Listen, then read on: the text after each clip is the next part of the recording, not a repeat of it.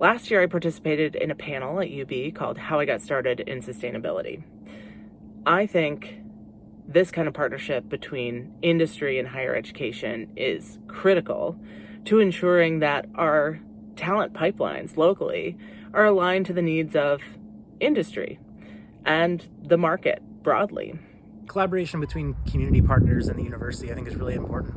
And looking back at my own experience in graduate school, being able to work with community partners through studios and also network with professionals in the field and get advice and guidance from them was really helpful for me, setting myself up for moving right into the workforce with practical experience and real world problems.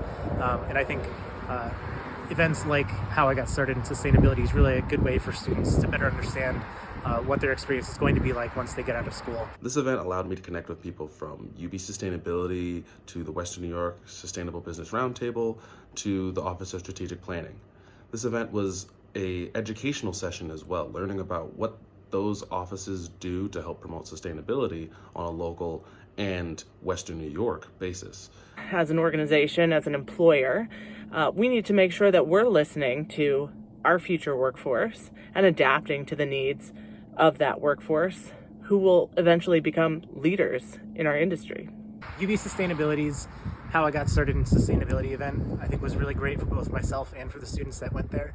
For myself, it helped me reflect on my own circuitous path to working in a career in sustainability.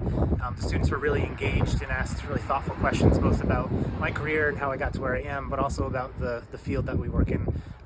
And we're very curious about the different elements of active and sustainable transportation. I graduated from UB in 2020 and 2022. While there, I was able to make some really strong connections, which led me to an internship and then eventually a job. I think it's really important working for the transportation sector, and I've been able to really give back in terms of sustainability.